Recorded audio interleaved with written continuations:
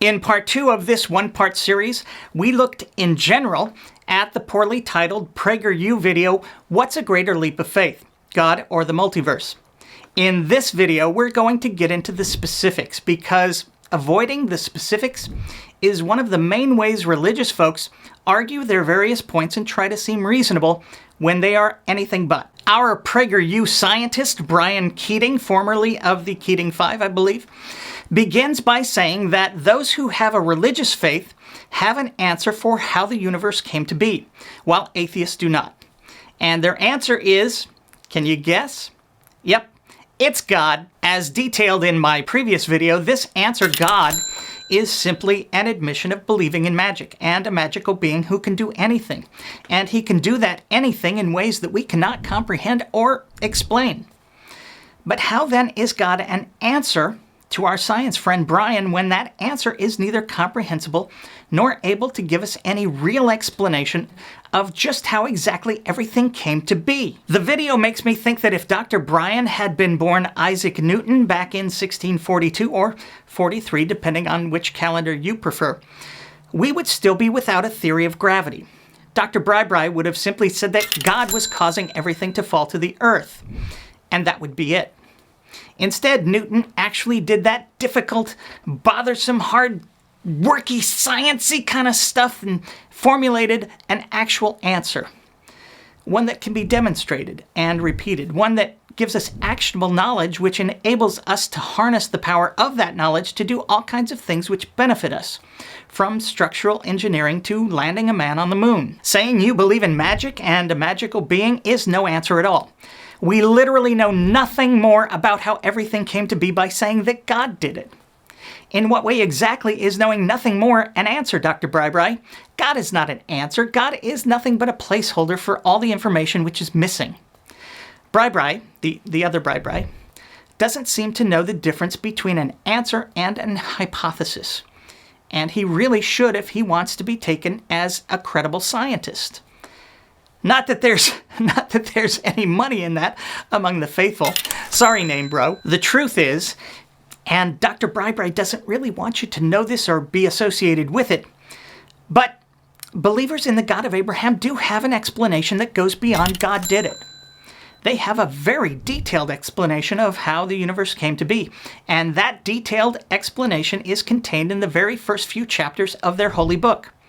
It's important to note that this detailed explanation came from the very same people from whom Dr. Bri got his concept of God did it in the first place. Among other things, this detailed explanation tells us that the universe is a very recent creation which came together over a period of 6 days.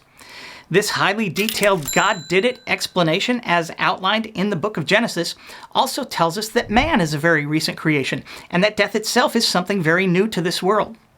It says that the earth does not move, but rather has a rotating firmament, which circles the earth, holding the stars and the planets affixed in their places.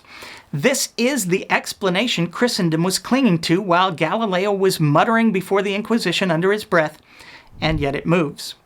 This is the detailed explanation some religious people living today, Ken Ham, Kent Hovind, and other people whose names begin with the letters K-E-N, still cling to right this minute. This explanation was the explanation of those who believed that God did it for thousands of years.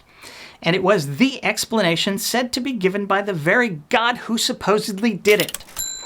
It was taken so seriously and literally that even the greatest mind ever to walk the earth, Sir Isaac Newton, used this explanation to calculate exactly when creation took place, 4004 BCE. In the 17th century, Bishop James Ussher used this explanation to calculate the exact day of creation, October 23rd, 4004 BCE, in the Julian calendar. It turns out he was off by at least a couple hours. I suspect Dr. Bri, like most modern believers, rejects this detailed biblical explanation of how the universe came to be as found in Genesis. And I suspect he rejects it because the evidence scientists have gathered over the last 400 years demonstrates that the earth and man and death are not recent creations. We know that the earth moves and that there's no such thing as the firmament. Dr. Bri says God did it, but in all likelihood does not believe the account provided by his very own holy book as to how or when God did it, and all because of science. God did not reveal that to us. We figured that out on our own. The explanation of how provided in Genesis is now said to be a metaphor by folks like Dr. Bri, and something not to be taken literally or even seriously. Of course, it wasn't a metaphor for thousands of years. Again, believers took it so literally and so seriously that they killed people for doubting it. So much for an all-loving God who just left the question of this explanation's metaphorical nature hanging out there, knowing precisely the suffering and injustice it would cause. Had there been a magical being who created the universe, this magical, fantastical account of a six-day creation, as outlined in the book of Genesis, would be a perfect fit. That account makes perfect sense for a being who can simply snap his fingers and make universe-sized shit happen. For believers, that detailed explanation in Genesis, it was supposed to be evidence of the divine connection these Bronze Age morons claim to have with this supposedly magical being. Now it's simply evidence of a serious drug problem among these desert dwellers. Had we discovered that the universe was in fact very young, oh Lord, we would never hear the end of it. Not from these folks. But when the evidence goes the other way, hey, never mind, all right? Okay, it means nothing. I mean, it's a metaphor. We didn't get anything wrong. Look, hey, heads I win, tails you lose. These believers believe that God explained in great detail to the prophet Moses exactly how he created the universe, but now reject that explanation only after science has demonstrated otherwise. And still, they want us to believe in the explainer who got it wrong. That's not a leap, my friends. That's a free fall. As for atheists like myself not having an answer about the universe and how it came to be, it must be pointed out that not having an answer doesn't mean some other evidence-free hypothesis is correct. Nor does it mean that I should leap to some magical conclusion. 42 is every bit the explanation that God is.